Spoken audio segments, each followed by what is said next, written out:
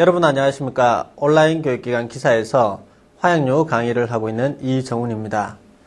오늘의 학습 목표는 화약류의 정의에 대해서 살펴보도록 하겠습니다. 이 화약류의 정의를 여러분들이 잘 아신다면 전체적으로 일반 화약학 파트가 굉장히 수월하게 갈 수 있기 때문에 화약류의 정의에 대해서 전체적으로 잘 살펴볼 필요가 있습니다. 전체적으로 칠판에 판서를 많이 하면서 할 테니까 여러분들도 잘 따라와 주시기를 바랍니다. 자, 첫 번째. 자, 화약류라고 하는 것은, 스타트 자체가,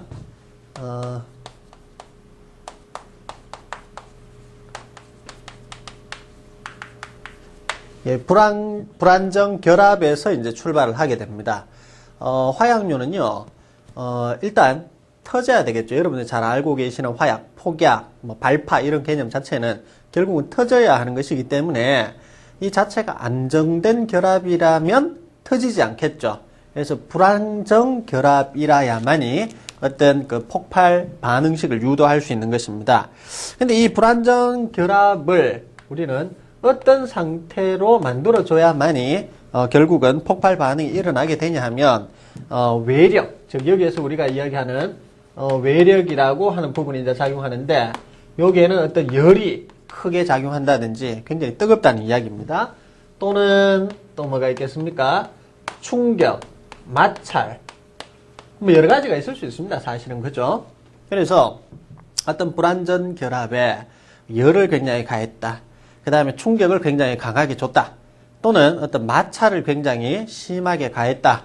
뭐 이렇게 된다면 그 불완전한 결합은 결국은 폭발 반응을 일으킬 수 있습니다. 그래서 여기에 이제 적을 수 있겠죠? 폭발이라고 적을 수 있습니다. 폭발. 자, 이 폭발은 그냥 일반적으로 이제 여러분들이 생각하시면 안 되고 좀 전문적인 용어로 우리가 나타낼 때 화학적 반응을 불러와서 폭발을 일으킨다. 뭐 이렇게 역으로 한번 생각해 봅시다. 이 화학적 반응을 우리는 산화 반응이라고도 합니다. 산화 반응. 그 다음에 또 분해 반응이라고 합니다. 자, 이것이 시험에 나오느냐? 시험에 나와요. 어떻게 나오냐? 자, 다음 중에서 화약류가 어떤 폭발 반응을 일으키는데 작용되는 반응이 아닌 것은 이렇게 나오겠죠. 그죠? 화학적 반응 1번. 그 다음에 2번에는 무슨 산화 반응. 3번에는 분해 반응. 4번에는 결합 반응. 이런 식으로 나올 수 있단 말입니다. 결합이라 하는 것은 손으로, 제가 지금 손으로 표현을 해도 이렇게 결합이 되는 거죠. 결합은 아닙니다. 그죠? 우리는 이제 발파라고 폭약, 터진다 이런 개념 결국 이렇게 표현하잖아요. 5살짜리 애를 갖다 놓아도 뻥 이렇게 표현하지, 뻥 이렇게 표현하면 걔는 우리가 보면 야 이상하네 이렇게 생각하죠. 그죠? 사람 이상하죠. 애가. 자, 하여튼 이렇게 되는 겁니다. 손짓을 하더라도 이렇게 되는 거죠. 결국은 분해 반응입니다. 시험 나온다 그랬습니다. 이것은. 자, 그래서 화학적 반응, 산화 반응, 분해 반응 이렇게 여러분들 한번 적어 보시고, 그럼 이렇게 이제 폭발이 일어나게 되면 과연 무엇가 생긴다. 어떤 것이 생깁니다. 생긴대요. 뭐가 생기느냐? 자, 여기에서 가스가 생긴답니다. 가스. 예, 엄청난 양의 가스가 생기고 또 엄청난 열이 발생한답니다. 자, 이러한 가스와 열은요, 실질적으로 급격하게 팽창을 하게 되죠. 팽창을 하게 됩니다. 자, 팽창을 하게 된다. 자, 이것이 이제 팽창하게 됨으로써, 크게 보면 우리는 두 가지 상태로 이제 갈 수 있게 되는데, 두 가지 상태로 전체적으로 갈 수 있게 되는데, 자, 첫 번째 하나는 추진입니다. 추진이라고 하는 것은 무언가를 멀리 날려버리는 역할을 하는 것이 추진이죠. 그 다음에 또 하나의 형태는 파괴작용을 한다. 이렇게 우리가 표현을 하게 됩니다. 자, 추진을 일으키는 약을 앞으로는 화약이라고 할 겁니다. 그 다음에 파괴를 일으키는 약을 우리는 앞으로는요, 폭약이라고 할 겁니다. 자, 폭약이면서 이것은 또 파괴약이라고도 할 겁니다. 이것은 약속입니다. 앞으로 여러분과 저의 약속이죠. 그죠? 정확하게 표현하자면 화약류에는 이렇게 약속을 이미 하고 있다는 것이죠. 학자들이. 자, 화약, 폭약, 뭐가 틀린데 이겁니다. 여러분들은 같은 개념으로 이때까지 생각을 하셨죠. 하지만 오늘 이 순간부터는 여러분들은 틀림없이 다르게 생각을 하셔야 됩니다. 화약은요, 화약은 추진제다 하는 겁니다. 추진제. 추진제라고 하는 것은, 자, 추진이라고 하는 것은 여러분들 한번 보십시다. 로켓가 추진한다. 안 그러면 우주선이 제일 좋겠네요. 우주선. 우주선이 추진작용을 일으켜서, 예, 달까지 왕복도 하고 그렇게 하지 않습니까? 추진제죠. 자, 추진이라고 하는 것이 이처럼 물체를 A라는 장소에서 B라는 장소로 이동시키는 것이 바로 추진입니다. 자, 그렇다면 폭약은 뭘까요? 폭약이라고 하는 것은 파괴다라는 것이죠. 뭔가를 터뜨려서 완전히 산산조각낸다. 이럴 때는 폭약이라고 하는 것입니다. 그럼 여러분들이 지금 우리가 화약률을 이제 공부하게 된 계기가 여러 계기가 있을 텐데, 자, 구조물 해체라고 생각합시다. 건축물을 해체한다. 거기에 들어가는 약은 화약이겠습니까? 폭약이겠습니까? 구조물을 해체하는 겁니다. 자, 그것은 추진이 아니라 파괴죠. 자, 그렇다면 여기에서는 폭약이 되는 것입니다. 폭약. 자, 그런 개념들은 이제 여러분들이 생각을 하셔야 되는 것이죠. 자, 화약은 어떤 상태냐 하면, 자, 상태 자체가 폭연 상태라고 합니다. 폭연 상태. 자, 그 다음, 폭약은요, 폭괭 상태다. 이렇게 얘기를 합니다. 자, 여기에서도요, 좀 말의 어감을 여러분들이 뉘앙스를 잘 생각을 하셔야 됩니다. 첫 번째, 자, 조금 전에 화약과 폭약은 어느 것이 더 강했느냐?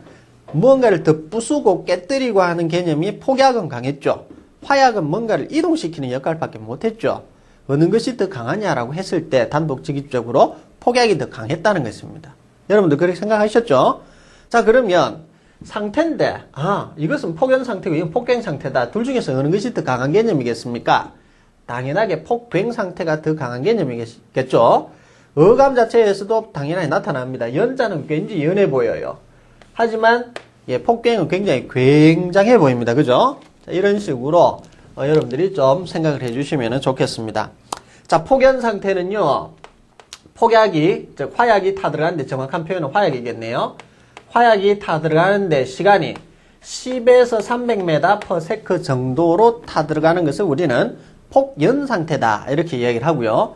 자, 어떤 물질이 타 들어가는데 얼마만큼의 속도로 타 들어가냐 하면 2000에서 약 8000m/s로 타 들어가는 것을 폭괭 상태다. 이렇게 이야기를 합니다. 초당 메다죠. 그죠? 자, 한번 보십시오. 1초에 어떤 물질이 2000에서 8000m까지 타 들어간다는 것이죠. 여러분들, 자, 여러분들 뭐 출퇴근 시간, 출퇴근 거리 또는 학교에 가는 거리가 얼마만큼 되는지는 모르겠습니다. 사실 굉장히 많이 갈 수도 있고요. 그죠? 자, 그런데 8000m라는 것은 결국은 8km라는 이야기죠. 8km. 그러면 차를 타고도 한참 가야 됩니다. 8km 가려면.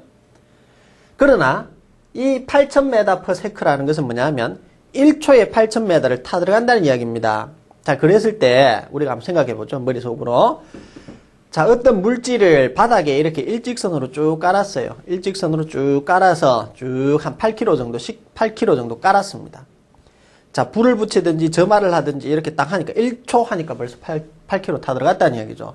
자, 그것이 바로 뭡니까? 폭괭 상태라는 이야기죠. 그것은 타 들어가는 것이 눈에 보이지도 않겠죠. 그죠? 8km를 1초 만에 가니까 어떻습니까? 예. 굉장히 빠른 속도로 타 들어간다. 즉, 이것을 우리는 폭괭 상태다. 이렇게 이야기를 하는 것이죠. 자, 그것에 비해서 폭연은 어떻습니까? 예, 10m 정도밖에 못 타 들어가면 10m도 빠르죠, 사실은. 1초에 300m 정도 타 들어간다. 이것도 빠르죠, 사실은. 그죠? 여러분, 100m 뛰면은 몇 초에 뜁니까? 예, 저는 참고적으로 12초대에 뜁니다, 사실은. 지금은 좀 나이가 먹어서 어떻게 뛰는지 제가 재보지는 못했습니다만은, 한창 시절에 한 12초대에 뛰었어요, 제가. 그러면, 100m에 12초하고 이 게임 안 되죠, 그죠? 이게 훨씬 빠릅니다. 자, 그럼 보십시다. 예, 이건 300이고, 이건 2에서 8km 정도로 간다라고 하는 것이니까, 당연히 이것도 또 굉장하죠. 예, 자꾸 전체적으로 뉘앙스 자체가 밑쪽이 자꾸 더 빠르고 더 세고 그런 개념이 자꾸 잡혀집니다. 자, 근데 이게 시험 나오느냐? 예, 시험 나와요. 시험 나옵니다. 어떻게 나오냐 하면, 이렇게 또 나옵니다. 자, 여러분들 혹시나 아시는지 모르겠습니다. 비행기가 날아갈 때 우리가 뭐 소련의 슈라고 하죠. 소련의 뭐 이렇게 비행기 같은 경우는 날아가다가 공중에서 이렇게 똑바로 섰다가 또 날아가고 이렇게 날아가죠. 희한한 비행기 있습니다. 여러분들 혹시나 인터넷 검색 가능하시면 지금 당장이라도 좋습니다. 슈 이렇게 치면은 소련의 무슨 비행기로서 뭐 최고 속도는 2.7마 뭐 이런 식으로 나오죠. 그 마하라는 것이 뭐냐 하는 것이죠. 마하. 여기 잠시 적어볼까요? 자, 이 마하, 1마하, 2마하 이렇게 이야기를 하는데 1마하는요. 음속으로 이야기를 합니다. 음속. 우리가 소리를 야 개똥아 이렇게 불렀을 때 소리가 가는 속도를 우리는 마하라고 음속이라고 이야기를 합니다. 여러분들. 그러면은 이 음속은요. 1초에 몇 메다를 가냐면 보통 340m/s 정도 간다라고 알려져 있죠. 사실은 이것은 뭐 이렇게 풍향이나 그 다음에 어떤 뭐 기온에 따라서 조금 차이는 있습니다. 하지만 일반적으로 340m/s 간다는 이야기죠. 그럼 1마라는 이야기는 1초에 340m 간다는 이야기입니다. 2마는요. 계산됩니까? 되죠? 2마는 1초에 680m를 가는 속도다 이겁니다. 그럼 여러분들 어떻습니까? 제트기나 이렇게 뭐 이렇게 뭡니까? 제트기라든지 안 그러면 이런 뭐 공군에서 최신의 뭐 전투기 이런 것들은 2마하, 2.5마하, 3마하 이렇게 가지 않습니까? 그럼 초당 1000m를 넘게 간다는 얘기죠. 돌아버리죠, 사실은. 그죠? 여러분 KTX 타보셨죠? KTX도 사실은 빠르죠. 근데 사실은 뭐 크게 그거는 뭐 우리가 속도감을 느끼거나 그런 건 없습니다만은 전투기 같은 거 타면은 전투기 굉장히 빠릅니다. 그래서 뭐 1G, 2G 상태에서 뭐 갑자기 뭡니까 그 뭐 진공으로 바뀌고 뭐 이런 어떤 상태로 되기 때문에 사람이 실신을 하기도 하죠. 자, 어쨌든 좋습니다. 자, 이 이야기를 제가 왜 드렸냐면 이 340m/s를 기준으로 해서 이것보다 적게 타 들어가는 것, 즉 이것보다 속도가 낮은 것을 폭연이라고 하고 이것보다 빨리 타 들어가는 것을 폭괭이라고 치는 그렇게 명명한 학자들도 있다 하는 것이죠. 그 시험에 나오니까 제가 말씀을 드려야 되겠죠. 그죠? 그러면 어떤 사람은 폭연은 아까 전에 이야기를 했습니다. 10에서 300m/s고 폭갱은 2000에서 8000m/s라고 했는데 어떤 학자들은 340m/s를 기준으로 해서 그것보다 적게 타 들어가는 것, 그것보다 속도가 늦은 것은 폭연이라고 하고 그것보다 속도가 빠른 것을 우리는 폭괭이라고 한다. 그렇게 말하는 학자들도 있다 이거죠. 자, 그래서 이것은 다시 지우겠습니다. 지우고요. 자, 폭연과 폭괭 한번 살펴봤습니다. 자, 이제부터 우리는 폭괭에 대해서 전체적으로 한번 살펴볼 거예요. 폭괭에 대해서 굉장하니까 적어도 우리는 다이너마이트를 배워야 되고 폭약을 배워야 되고 하기 때문에 결국은 폭괭에 대해서 보다 더 세부적으로 살펴볼 필요가 있다라는 것이죠. 자, 그러면 이것을 다시 나눕니다. 굉장히 길죠. 자, 다시 폭괭 현상은 크게 폭괭 현상을 가지고 우리가 만들 수 있는 폭약은 크게 군용 폭약과 산업용 폭약으로 크게 나누도록 하는 것입니다. 자, 지금 이 강의를 들으시는 분들 중에서는 뭐 경찰 쪽에 계시는 분이나 군 쪽에 계시는 분, 또 특수한 어떤 부대에 계시는 분들도 듣지 싶은데, 자, 군용 폭약과 산업용 폭약이 이처럼 나누어집니다. 처음부터 이렇게 나누어져요. 자, 군용 폭약을요, 우리는 뭐라고 하냐면, 작약이라고도 표현을 하게 됩니다. 시험 나옵니다. 산업용 폭약을 우리는 폭파약이라고 이야기를 해요.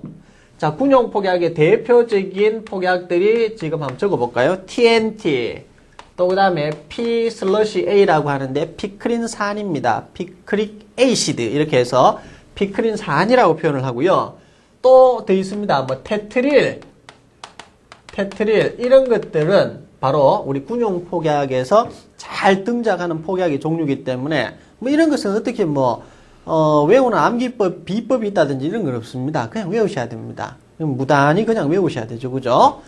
자, 군용 폭약은 TNT, 트리니트로톨루엔이라고 이야기하는 TNT와 피크린산과 테트릴이 있다. 대표적인 세 가지인데 더 있습니다. 사실은 일단은 세 가지가 시험 잘 등장하기 때문에 세 가지 정도 적어 놓으시고, 그 그 다음에 나오는 것이 작약으로 사용하는 우리가 화약류를 화합화약류라고 하고요. 폭파약으로 사용하는 화약류를 우리는 혼합 화약류다라고 이야기를 합니다. 또 나누어집니다. 또 복잡합니다. 꽤나 복잡하기 때문에 잘 정리를 좀 해주셔야 되겠습니다. 자, 화합화약류는요, 무기 폭발성 화합물, 그 다음에 두 번째 기폭약, 세 번째 니트로 화합물, 그 다음에 질산 에스테르류죠, 그죠? 자, 질산 에스테르류 이렇게 나뉘고, 그 다음 요거는 5갈래로 나뉩니다. 셋, 넷, 5갈래로 전체적으로 한번 나눠보죠. 질산염 혼합 화약류, 염소산염 혼합 화약류,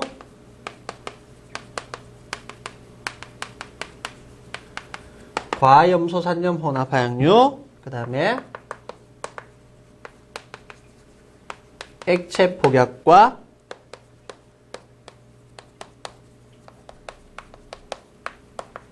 무연 화약류, 뭐 이렇게 크게 이제 나누게 됩니다.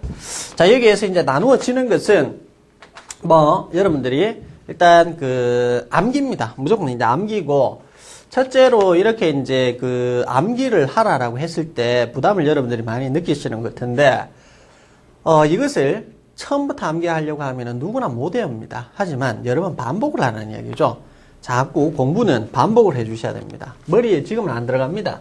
일단은 받아 적기만 적어 놓으시고, 외우는 것은 아무래도, 시험일이 가까우면 가까울수록, 어떻습니까? 여러분들, 외우시기에 훨씬 나아집니다. 하여튼 지금은 부담 가지시지 말고요. 자, 질산염, 염소산염, 그 다음에, 과염소산염. 자, 이것들은 산소 공급제로 쓰인다. 이렇게 이제 적어 놓으셔야 되고, 두 번째 기폭약인데, 내홍, 아지화연, DDMP. 자, 이렇게 한번 적어 보시고, 그 다음에 화합화약류는 같이 설명을 드리겠습니다. 니트로 화합물 같은 경우는 TNT, DNT, TNN, DNN, 또 다음에 RDX, 그 다음에 피크린산, 테트릴 이런 것들이 있고요. 그 다음에 질산 에스테르류는 대표적인 니트로그리세린, 니트로셀룰로스, 니트로글리콜, 그 다음에 PENT라고 펜트리트가 있습니다. 펜트리트. 자, 여기에서는요, 자, 무기폭발성 화합물부터 한번 보도록 하는데, 이 무기폭발성 화합물은 질산염, 염소산염, 과염소산염이라 그래서 산소 공급제로 사용이 된다라고 말씀을 드렸고, 자, 여기에서는 산소 공급제다 이렇게 되어 있는데, 자, 요즘에서 제가 반드시 한번 짚고 넘어갈 필요성이 있는 게 있겠네요. 뭐냐 하면, 연소입니다, 연소. 자, 연소의 3요소입니다. 연소의 3요소. 이것은 쓰고 지울 겁니다, 앞으로. 자, 연소의 3요소 외우십니다. 가산점으로 외웁니다. 가산점. 자, 가연물. 그리고 산소 공급제. 그 다음에 점화원. 세 가지. 첫 번째, 두 번째, 세 번째. 그러니까 3요소겠죠, 그죠? 자, 가연물이라고 하는 것은요, 탈 수 있는 물질은 전부 다 가연물입니다. 자, 여러분들 화면에 지금 뭐가 보이십니까? 칠판이 보이죠? 칠판 이거 나무로 만들었겠습니까? 예, 나무로 만들었으면 타겠죠. 안타깝게 이것은 예, 철판댁입니다. 사실은 철판입니다. 자, 하여튼 좋습니다. 뭐 여러분들 지금 보이시는 게 딱 지금 제 머리카락이 좀 보이겠습니다. 머리카락이 탑니까? 탑니다. 어떻게 해요? 잘 타죠? 예, 가연물입니까? 가연물입니다. 옷은요? 제가 입고 있는 이 옷은 와이셔츠는 셔츠 타죠? 가연물입니다. 또 여러분들 책상 위에 뭐가 있습니까? 종이가 있겠죠? 탑니까? 탑니다. 가연물입니다. 예, 타는 것은 전부 다 가연물입니다. 자, 그 다음에 산소 공급제라고 되어 있는데, 자, 산소 공급제라고 되어 있는데, 여러분들 지금 방이나 회사에 산소가 있습니까, 지금? 산소가 있기 때문에 여러분들이 지금 살고 있겠죠? 산소를 들이마셔서 여러분들이 지금 살고 있지 않습니까? 자, 그러면 우리가 지금 보는 이 공기 중에 제일 많은 가스가 뭐냐? 바로 질소입니다. 예, 안타깝게 산소라고 하신 분들이 계시겠죠? 산소는 공기 중에 21%밖에 없어요. 그럼 대부분이 질소입니다. 질소는 79%입니다. 79%. 아시겠죠? 예. 그러면 산소가 21% 정도 있다. 이것은 과연 지금 연소의 3요소 중에서 지금 산소 공급제라고 되어 있는데 공기에는 이미 산소가 들어가 있기 때문에 예, 탈 수 있는 충분한 양이 된다라는 것이죠. 충분한 양이 된다. 자, 다음에 저마원이라고 하는 것은 뭐가 저마원이냐? 무슨 뭐 대전이라든지 안 그러면은 뭐 아주 고열이라든지 스파크라든지 또 그다음에 담뱃불도 저마원이 될 수 있고 여러분들 뭐 담배 피기 위해서 라이터, 성냥 전부 다 저마원이 될 수 있겠죠. 자, 그래서 이 세 가지가 동시에 만족해야만이 무언가 탈 수 있습니다. 타긴 타는데 굉장히 빨리 타는 것, 예, 1마하보다도 속도가 적은 것을 우리는 폭연 현상이라고 이야기를 하고 그것보다도 더 빨리 타 들어가는 현상을 우리는 폭괭이라고 이야기했다는 것이죠. 그렇습니다. 그죠? 그렇다면 타는 것을 우리가 당연하게 알고 있어야 됩니다. 타는 것이 얼마만큼 빨리 타느냐에 따라서 이제 폭연과 폭괭이 될 수 있고 굉장히 빨리 타 들어가는 우리 폭약으로 만들 수도 있기 때문에 자, 그러한 어떤 물질들이 있다라는 것이죠. 그죠? 사실은 제가 위에서 이미 적어 드렸습니다. 어떤 그런 것들이 전부 다 이제 앞으로 이제 적게 될 물질과 또 다음에 적어 나온 물질이 전체적으로 이제 폭약이나 폭약으로 이제 사용되는 그런 물질들이죠. 자, 세 가지가 만족되면 틀림없이 이제 터질 수 있다는 얘기입니다. 탈 수 있다는 이야기죠. 그죠? 가산점입니다. 외우십시오.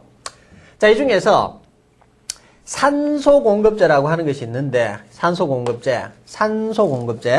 자, 거기에서 다시 이제 위쪽으로 다시 보겠습니다. 자, 여기에서 보시면은 이 산소 공급제가 왜 필요하냐? 바로 연소의 3요소이기 때문에 산소 공급제는 굉장히 중요합니다. 자, 여러분 한번 보시죠. 폭약이 물 속에서 터집니까? 예, 터집니다. 물 속에서는 아무래도 용존 산소량이라든지 이런 것들이 산소가 적죠. 산소가 적습니다. 산소가 적은데도 불구하고 자체적으로 산소를 가지고 있으면 터질 수 있다는 이야기죠. 그래서 폭약을 우리가 한번 그려볼까요? 폭약을 이렇게 한번 그려볼까요? 다이너마이트 한번 그려볼까요? 다이너마이트 이렇게 생겼죠. 다이너마이트 이렇게 생겼습니다. 일반적으로요. 그럼 여기에는 안에 탈 수 있는 가연물이 있겠습니까? 예, 가연물이 이미 있습니다. 안에 말랑말랑한 성질로 있어요. 그럼 여기에 산소가 있느냐? 산소가 이미 있다라는 얘기죠. 산소가 있습니다. 물 속에 집어넣어도 야가 터집니다. 그것은 이미 산소를 내가 집어넣어 놓았다. 박아 넣어 놓았다. 이렇게 이제 생각을 하시면 되겠습니다. 그럼 이놈을 이제 터뜨리려면은 여러분들 머릿속에는 어떻게 생각이 들지 모르겠습니다만은 뭐 성냥으로 안 그러면 라이터로 사실은 그렇게 해서는 터지지는 않습니다. 어떻게 해야 터지냐면 뇌관을 꼽아서 뇌관의 기폭 작용에 의해서 사실은 터집니다. 가산이 있으니까 점만 있으면 되죠. 점화원만, 그죠? 그 점화원은 앞으로 배웁니다. 뇌관으로 터뜨린다는 것이죠. 자, 그러면 여기에 이제 산소 공급제로 사용되는 어떠한 물질들이 있어야 되는데, 그러한 물질들이 바로 무엇이냐면, 최고 위에 적어 놓았던 무기폭발성 화합물, 즉 산소 공급제로 사용되는 것이죠. 질산염, 염소산염, 과염소산염이 된다라는 것입니다. 그러면 이 시험 나옵니까? 시험 나옵니다. 다 나옵니다. 잘 나옵니다, 이거. 다음 중에서 산소 공급제가 아닌 것은 맞는 것은 뭐 이렇게 틀립니다. 이렇게 나옵니다. 그러면 여기에서 반드시 아셔야 돼요. 산자가 다 들어가야죠, 산자. 이거 체크하시면 돼요, 산자. 산소 공급제는요, 자기 몸속에 이미 산소를 가지고 있는 놈들이기 때문에, 산자가 다 들어가 있다는 것입니다. 그럼 산자 안 들어가 있는 거 찾으면 되겠죠. 일반적으로. 그죠? 예, 그게 이제 시험 문제를 푸는 키포인트가 될 수 있다. 자, 그럼 넘어갑니다. 예, 화학 화약류의 두 번째 나오는 것이 바로 기폭약입니다. 기폭약. 자, 이 기폭약은요, 크게 보면은, 이제 내홍아지화연 DDMP 이렇게 이제 이야기를 하는데, 이 세 가지 물질들은 굉장히 어떻습니까? 예민합니다. 예민한 반응을 하죠. 조금만 이렇게 톡 쳐도 탁 터진다든지, 안 그러면 조금만 건드려도 화를 쉽게 내는, 뭐 사람에 따지자면 굉장히 뭡니까? 좀 다혈질적인 그러한 성향을 가지고 있는 예, 물질입니다. 그것이 바로 이제 기폭약인데, 자, 내홍.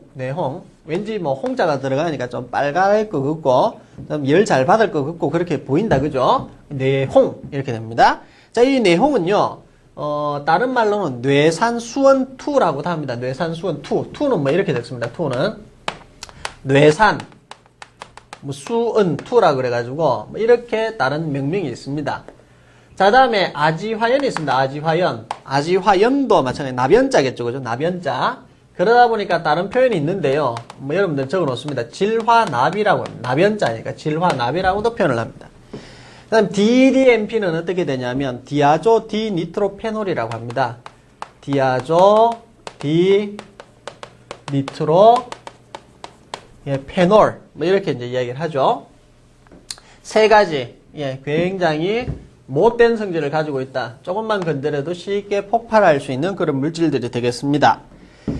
자, 그 다음에 니트로 화합물이 있습니다. 이 니트로 화합물. 자, 니트로 화합물은요, TNT를 여러분 많이 들어보셨죠? 트리니트로톨루엔. 그 다음에 디니트로톨루엔. 트리니트로라는 말, 트리라는 말은 세 개라는 말입니다. 세 개. 니트로기가 세 개 있는 것을 트리니트로. 이렇게 이야기를 하고, 디니트로죠. 그죠? DI. 이렇게 되죠? DINITRO. 이렇게 되니까, 결국은 니트로기가 두 개 있다. 이런 말씀입니다.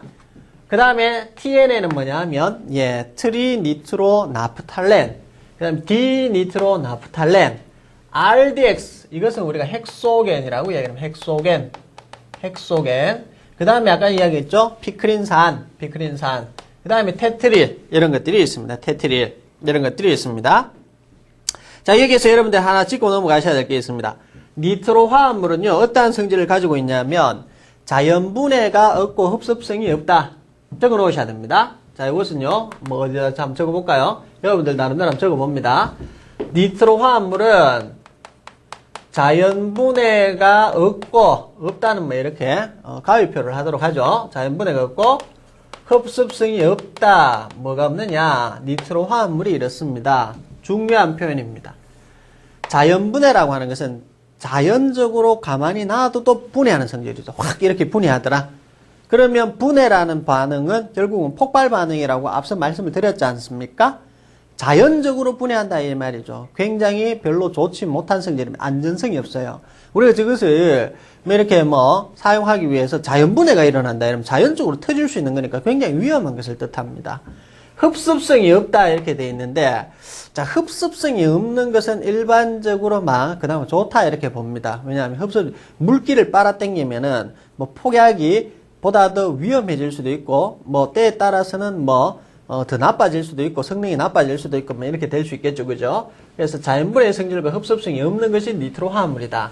정리하셔야 됩니다. 정리하셔야 돼요.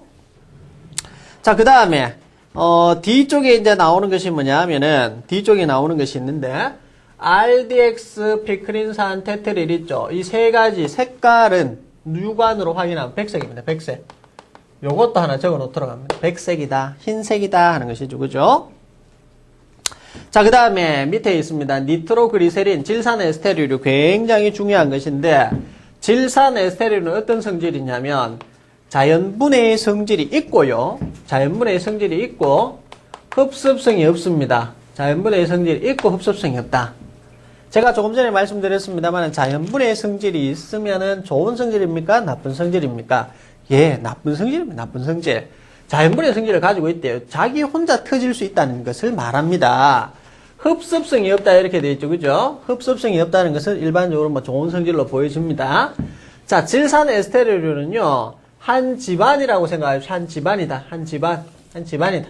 그럼 집에는 누가 있느냐? 예, 집에 4식구가 있답니다. 하나, 둘, 셋, 4식구가 있어요. 이 네 식구 중에서 식구에는 아버지가 있고 어머니가 있고 그 다음에 뭐 이렇게 있겠죠, 그죠? 자, 이건 어떤 식구냐면 니트로그리세린, 이건 라지지입니다. 대문자 G죠, 그죠? 아빠입니다, 아빠. 아빠입니다, 아빠. 자, 다음에 니트로셀룰로스 C죠, C. 니트로셀룰로스. 예, 요것을 우리는 삼촌이라고 해요. 삼촌이다.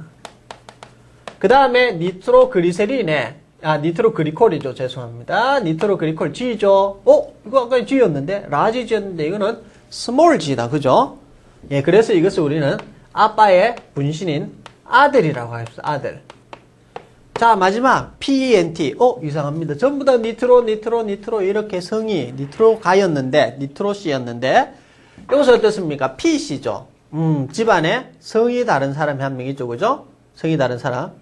누나 이렇게 하면 안 됩니다. 딴 데서 나아가 왔는 이야기니까 그건 큰일 나요. 뭡니까? 엄마 되겠죠. 엄마. 엄마가 성이 틀리죠.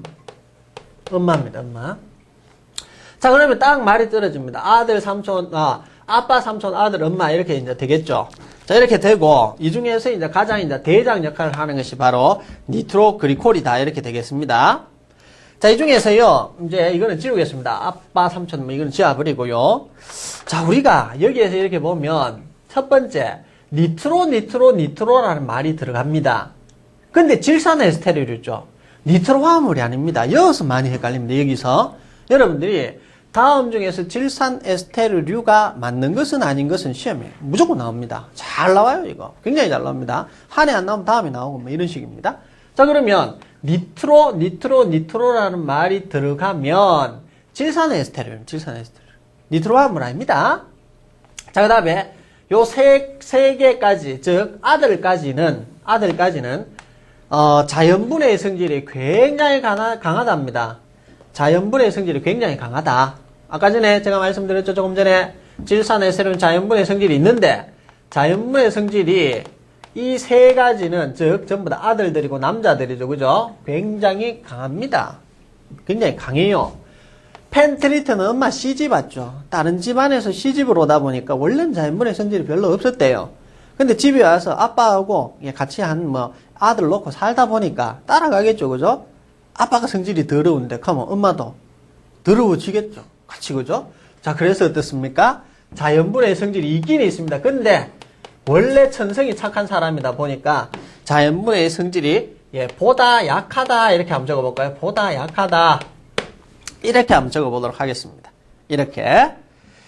자, 그 다음에 전체적으로 니트로그리세린, 니트로셀룰로스, 니트로그리콜 조금 누리띡띡한 색깔입니다. 액체상으로 있으면 무색이고 이런 표현이 있고 또 공업용은 노란색이고 이런 표현이 나오는데 일단 앞에 거는 색깔은 생각하지 마시고 이거 한번 생각해보죠. 엄마의 색깔 한번 생각해. 엄마는 무슨 색을 지정해 주느냐? 엄마의 색깔은 과연 뭘까? 여러분들이 궁금해 한번 생각해보면 엄마는 무슨 색 줘야 되겠노?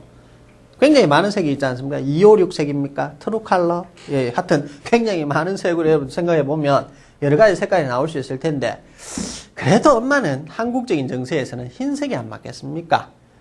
엄마는 왠지 고결하고 순수하고 모든 것을 아들 또 그 다음에 아빠한테 이렇게 바치는 그런 아주 고결한 그런 상태니까 그런 분이니까 흰색을 주도록 하죠.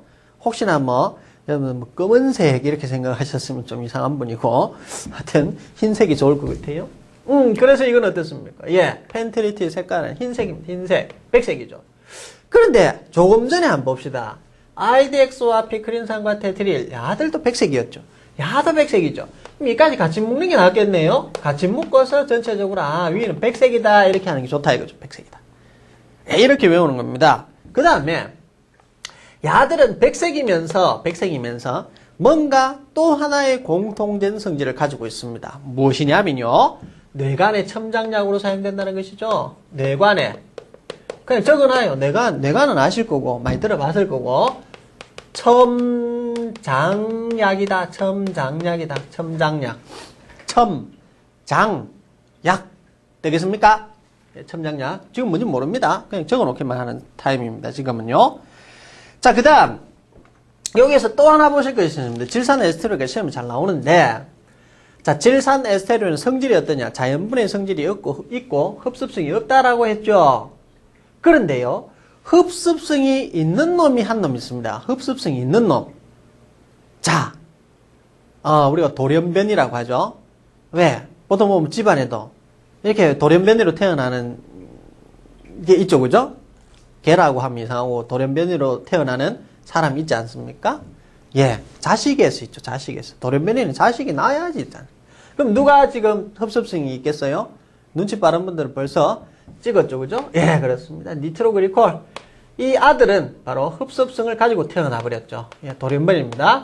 흡습성을 가지고 태어났다. 니트로그리콜. 시험 나옵니다. 시험 나옵니다. 자, 그래서 전체적으로 이제 보면 화합화약률을 전체적으로 한번 정리해 봅니다. 화합화약률은요, 무기폭발성 화합물이 있었죠. 그 다음에 기폭약이 있었죠. 예? 그 다음에 니트로 화합물이 있었죠. 질산 에스테로인입니다. 크게 4가지가 있었고요. 자, 기폭약. 제가 이거 안 적어드렸네요. 기폭약은요, 흡습성을 가지고 있지 않습니다. 기폭약, 이것도 하나 적으셔야 됩니다. 흡습성이 없다. 자, 흡습성이 없다 하나 적어 놓으시고, 니트로 화합물은 뭐 어떤 성질? 자연분해 성질도 없고, 흡습성도 없고, 이래 됐죠? 자연분해 성질 없고, 흡습성 없고. 오케이. 질산 에스테로 제일 복잡했습니다. 자연분해 성질 있고, 흡습성 없는데, 이쪽에까지, 즉, 자연분해 성질이 굉장히 강한 성질은 이렇게 남자들. 네, 엄마는 자연분해 성질이 좀 약했고, 색깔이 백색이었고, 그죠? 그 다음 니트로 그리콜 같은 경우는 흡습성을 가지고 태어나 버렸고, 뭐 그렇게 이제 정리를 전체적으로 했습니다. 자, 이제 예, 혼합화약류 쪽으로 내려오겠습니다. 혼합화약류. 자, 혼합화약류는요, 질산염 혼합화약류, 염소산염, 과염소산염 혼합화약류, 액체폭약, 무연화약류 이렇게 크게 이제 나누게 되겠고, 질산염 혼합화약류에는 예, 흑색화약 있고요. 그 다음에 질산 암모늄 폭약. 자, 이거를 우리는 초안 폭약이라고 이야기를 합니다. 초안 폭약. 그 다음, 또 있습니다. 군용 폭약이라고 있고요. 그 다음에 밑에 적어볼까요? 안포, ANF4, 안포. 이거를 우리는 초유 폭약이라고 해요. 초유. 애기들 초유 먹다 할 때 그 초유하고, 예, 한글 명칭 같습니다. 그 다음, 함수 폭약. 이렇게 했습니다. 함수 폭약. 함수 폭약. 자, 질산염 혼합화약류의 종류는 크게 5가지가 있다. 흑색화약, 질산암모늄 폭약, 즉 초안 폭약, 그 다음에 군용 폭약, 그 다음에 암포, 초유 폭약, 그 다음에 함수 폭약, 함수 폭약. 이렇게 해서 크게, 5가지 정도를 여러분들이 보셔야 되겠고, 함수 폭약을 조금 더 부연 설명을 드리면, 물론 나머지는 다 나중에 다 배웁니다. 1강에서 뭐 한꺼번에 다 배울 수는 없죠. 함수 폭약이라고 하는 것은 물을 함유하고 있는 폭약이다 이 말입니다. 물을 함유하고 있는 폭약이다. 되겠습니까? 그럼 여러분들 한번 생각해 보시죠. 물을 함유하고 있는 폭약은 물 속에서 약하겠습니까? 강하겠습니까? 물 속에서 강하답니다. 물 속에서 강하대요. 자, 여러분들 그 의미는 어떤 의미냐면, 제가 밀가루 표현을 항상 들게 되는데 이 부분에서는요, 밀가루와 밀가루 반죽 중 어느 것이 물에 흩었을 때 물에서 오래 견디느냐 하는 것이죠. 잘 생각해보면 밀가루를 한 줌 손에 쥐어다가 물에 이렇게 확 뿌려버리면 한 올 한 올 떨어지면서 다 녹아버립니다. 어떻게 됩니까? 물 색깔이 금방 뽀얘지면서 다 녹아버려요, 물에. 맞죠? 그런 생각 들죠? 자, 그러면은 물을 이미 함유하고 있는, 즉 물을 조금 먹여가지고 내가 반죽을 했죠. 물을 조금 먹였습니다. 이미 한번 물맛 한번 봐라 하면서 물을 먹였죠. 예, 반죽했어요. 반죽했는 그 반죽된 밀가루 반죽한 덩어리를 물에 빠뜨렸을 때는 어떻게 됩니까? 금방 물 색깔이 뿌얘지지 않고 물 덩어리 그 자체가 붕덩 가라앉겠죠, 그죠? 가라앉아서 오랫동안 견디고 있습니다. 맞죠? 그러면 이 함수 폭약이라고 하는 것은 그런 개념이다 하는 것이죠. 물을 이미 한번 먹여놓은 폭약이기 때문에 물을 먹여서 말랑말랑하게 만들어놓은 폭약이다 하는 것이죠. 그렇기 때문에요, 물 속에서 오히려 강해요. 물에서 터뜨리기에 위해 고안된 폭약이 바로 함수 폭약이다라는 것입니다. 그것에 비해서 질산암모늄 폭약이라고 있는데 초안 폭약이라고 합니다. 초안. 야는 완전히 분말 상태입니다. 물 속에 들어가 보면 쥐약입니다. 바로 녹아 흡습성이 강하기 때문에 어떻게 되냐면 못 씁니다. 못 써요. 물 속에서는 야들은 못 씁니다. 초유 폭약도 어떻습니까? 초유 폭약도 우리 암포 폭약이라고 하는데 흡습성이 굉장히 강해가지고 물 속에 잘 못 씁니다. 하지만 최근에는 좀 이제 그 물 속에도 강한 어떤 내수성 폭약이 만들어지긴 했죠. 뭐 우리나라에 뭐 화약 회사가 많이는 없습니다. 그죠? 여러분 잘 아시는 그런 회사에서 바로 이러한 초유 폭약 중에서도 이제 내수성 폭약을 만들어내기 시작했습니다. 자, 그래서 전체적으로 이렇게 보면 1개, 2개, 3개, 4개, 5개 정도 있는데 이 중에서 제일 물에 강한 놈이 바로 함수 폭약이었다. 흡습성이 없다 하는 것입니다. 이거는 흡습성이 오히려 없다는 것입니다. 물을 한번 먹였기 때문에 물을 더 이상은 잘 먹으려고 하지 않는다 이 말이죠. 물맛을 봤습니다. 그 다음에 염소산염 혼합화약을 한번 보도록 하죠. 이거는 종류만 아시면 될 것 같아요. 세디트와 뭐 백색화약 종류만 한번 적어보겠습니다. 종류만. 염소산염 혼합화약류는 세디트와 백색화약이 있다 적어놓으시고, 과염소산염 혼합화약류를 총칭해서 우리는 칼릿이라고 이야기를 합니다. 칼릿. 종류만 일단 적겠습니다. 그 다음 액체 폭약은 액체 산소 폭약, 액산 폭약이라고 하는데요. 액체 산소 폭약과 팡크라스타이트.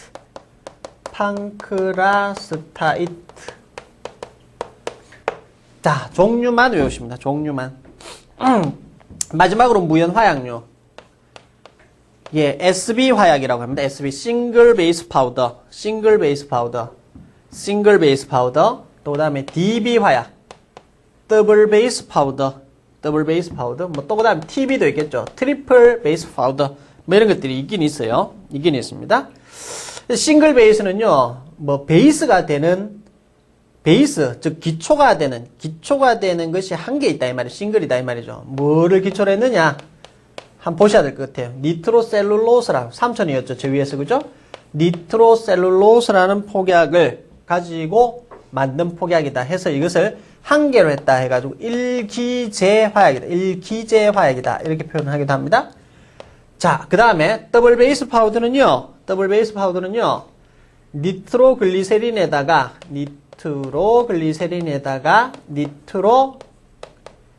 니트로셀룰로스죠, 그죠? 적기는 C로 적고 제가 말은 글리세린으로 나오네요. 자, 니트로셀룰로스 더하기 니트로그리세린 두 가지죠. 그래서 더블 베이스 파우더라고 이야기를 합니다. 그러면 이건 몇 기제 화약이라고 하겠습니까? 예, 그렇습니다. 2기제 화약이라고 표현을 하겠죠, 그죠? 전체적으로 이렇게 이제 표현을 할 수 있습니다. 자, 그리고 여기에 이제 전체적으로 적었습니다만 무연화약류의 성질이 있습니다. 요것은요, 안타깝게 자연분해의 성질을 가지고 있다 이렇게 한번 적어봅니다. 자연분해의 성질을 가지고 있다. 무연화약류는 가지고 있다. 그 전에 혼합화약류 또 하나 적어보겠습니다. 혼합화약류. 자연분해의 성질이 없고 흡습성을 가지고 있다. 화학적으로 안정하다 이렇게 한번 적어봅니다. 화학적으로 안정하다. 자, 이렇게 이제 여러분들 적으셨는데 혼합화약류는 성질이 어떠냐? 크게 세 가지입니다. 자연분해의 성질이 없다. 자연분해의 성질이 없다는 이야기는 자기 혼자 뻥 터지는 역할을 하지 않는다는 이야기입니다. 흡습성이 있다. 물을 이렇게 빨아당기면은 아무래도 폭약에는 좀 별로 좋지 못한 성향을 많이 가지고 있겠죠. 자, 하지만 자연분해의 성질이 없대요. 가만히 놔두면은 자기 혼자 터지는 성질이 없다. 이 말하고 일맥상통하죠. 무슨 말? 화학적으로 안정하다는 말과 일맥상통합니다. 그래서 화학적으로 안정하단 말이에요. 오래 놔둬도 지 혼자 터지는 역할이 없으니까 대부분은 그렇습니다. 5가지 중에서 대부분 그래요. 하지만 마지막에 나왔던 무연화약류는 어땠냐면 제가 적어드렸죠. 자연분해의 성질이 있다라는 것이죠. 자연분해의 성질이 있다. 왜 있느냐 보죠. 왜 있느냐. 싱글 베이스 파우더와 더블 베이스 파우더라고 되어 있는데 이것은 기제를 바로 니트로셀룰로스를 가져와서 폭약을 만들어 버렸고, 이것은 니트로그리세린까지 가져와서 만들어 버렸죠. 어디에서 가져왔습니까? 야들은 어디 있었죠? 그 유명한 악명 높은 질산 에스테르류 아닙니까? 질산 에스테르는 어디 있었죠? 위에 있었죠. 질산 에스테르, 니트로그리세린, 니트로셀룰론, 니트로그리콜, 펜트리트. 자, 위쪽에서 가져왔습니다. 그럼 야들은 어떤 성질을 가지고 있었나요? 예, 바로 한 집안이라고 표현했는데, 자연분해 성질이 굉장히 높다라고 말씀드렸습니다. 이런 것들을 베이스로 가져와서 만들다 보니까 1기제, 2기제 만들다 보니까 야들은 당연하게 자연분해 성질이 어떨까요? 자연분해 성질이 있을 수밖에 없겠죠. 대부분의 혼합화학류는 자연분해 성질이 없습니다만은 무연화학류는 어떻습니까? 자연분해 성질을 띠고 있다라는 것입니다. 띠고 있다, 가지고 있다라는 것이죠. 전체적으로. 자, 그러면 지금 보면 그 화약류의 정의 파트에서 지금 전체적으로 이렇게 이제 흐름 자체가 어떻습니까? 흐름 자체가 전체적으로 이렇습니다. 여기에서 여러분들이 아마 이 계통도 자체는요, 이 계통도 자체는 뭐 어디 책에 있다든지 이런 거 없습니다. 책에 없습니다. 만일 책에 지금 뭐 어딘가에 뭐 여러분들 뭐 다음 카페라든지 안 그러면 뭐 블로그라든지 예를 들어 뭐 지식IN이라든지 이런 류의 어떤 계통도가 나와 있다면 이것은 아마 제 거를 모방한 것일 것입니다. 제가 이걸 전체적으로 계통도를 다 그렸습니다. 외우라고 여러분들 외우기 좀 쉬우라고 했어요. 자, 그러면 여기에서도 아마 여러분 자세하게 공부를 하거나 조금 더 세부적으로 공부를 하다 보면 이 계통도에도 모순을 했습니다. 모순은. 저도 사람이기 때문에 이런 계통도를 만들어낼 때 모순이 있겠죠. 그죠? 자, 어떤 모순이 있는지 한번 살펴볼까요? 자, 이것입니다. 예, 군용이라고 되어 있죠. 여기 군용. 군용이라고 되어 있고요. 여기도 군용이라고 되어 있죠. 틀림없이 어떻습니까? 여기서 벌써 가지가 나누어져 버렸죠. 가주가 나누어져서 위에는 군용이었고요. 이런 약을 우리는 작약이라고 했고요. 화학화약류에서 이런 작약을 만들고 작약은 좀 위력이 작약은 우리 군용 폭약을 만드는 것이었다 했죠. 그죠? 혼합화약류는 어땠습니까? 예, 폭파약이라고 했고 이것은 산업용에서 많이 사용한다고 했지 않습니까? 근데 산업용에 쭉 가지를 따라가다 보니까 군용이 있죠.